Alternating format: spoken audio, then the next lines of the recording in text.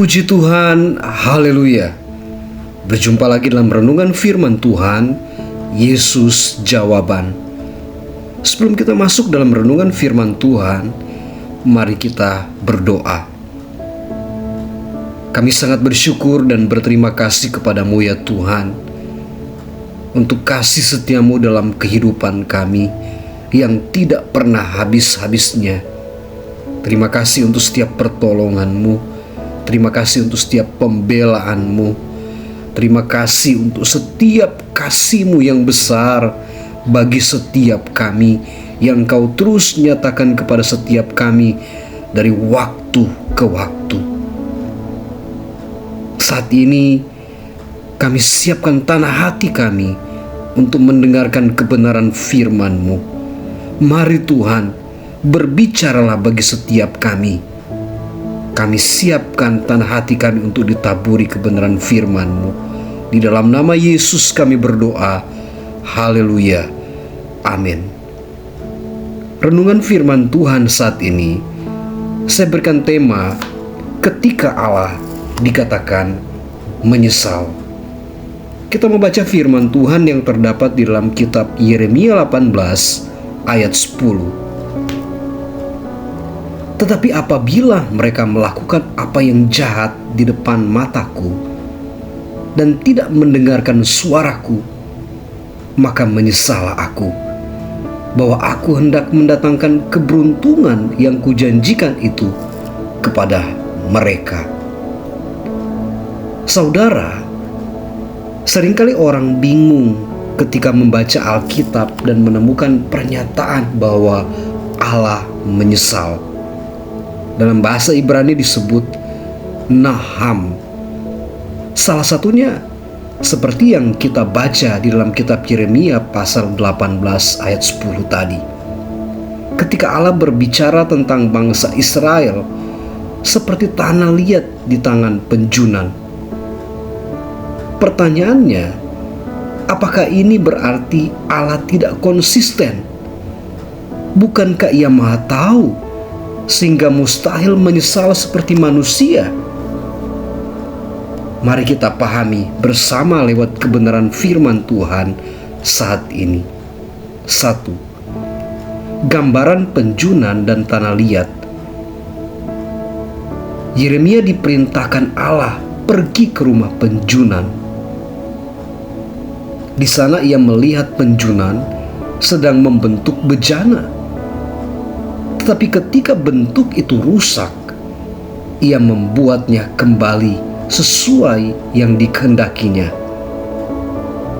Allah lalu berkata, "Sungguh seperti tanah liat di tangan penjunan, demikianlah kamu di tanganku, hai kaum Israel."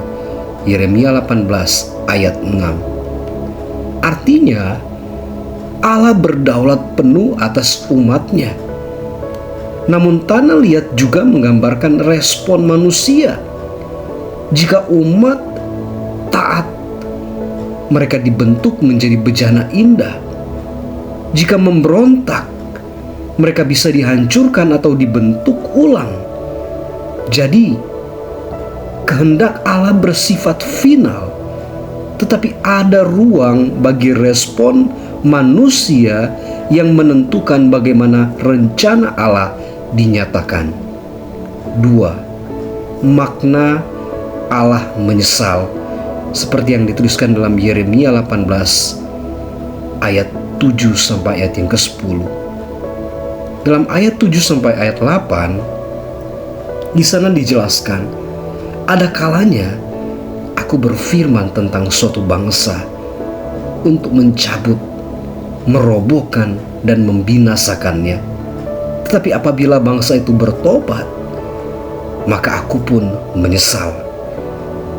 Kemudian di ayat 9 sampai ayat 10 dituliskan, ada kalanya aku berfirman tentang suatu bangsa untuk membangun dan menanamkannya. Tetapi apabila bangsa itu melakukan yang jahat, maka aku pun menyesal. Kata menyesal di sini bukan berarti Allah salah prediksi atau keliru mengambil keputusan.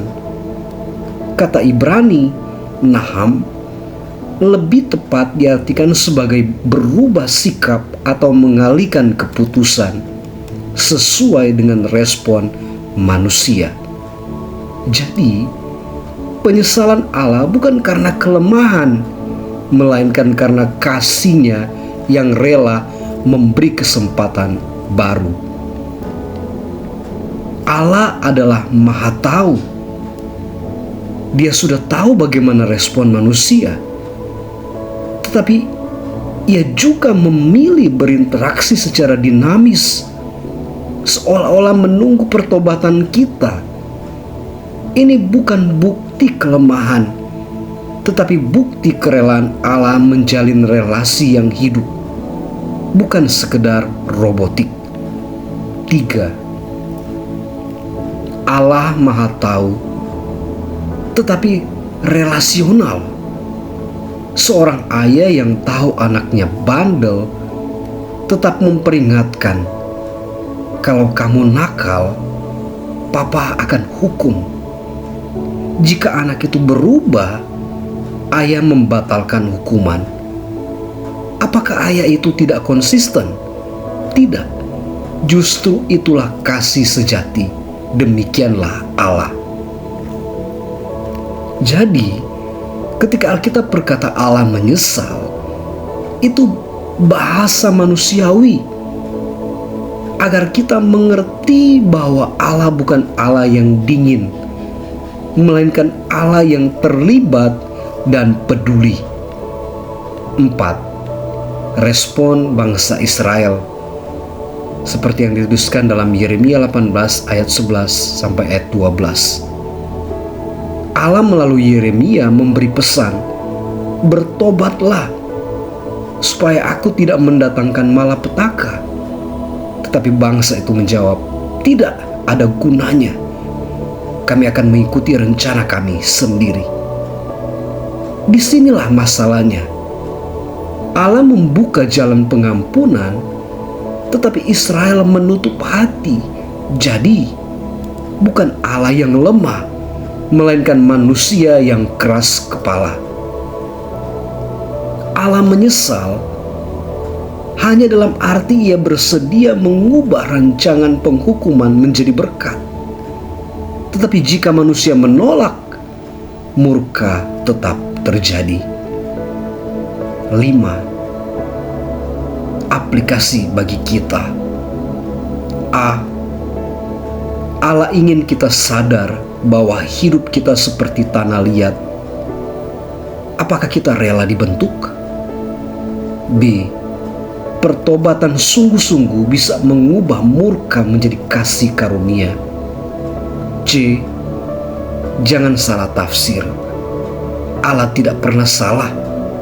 Yang berubah adalah hubungan kita dengan Dia sesuai respon kita. D. Jika kita keras hati, kita akan alami konsekuensi. Tetapi jika kita bertobat, Allah siap mengampuni dan memberkati setiap kita.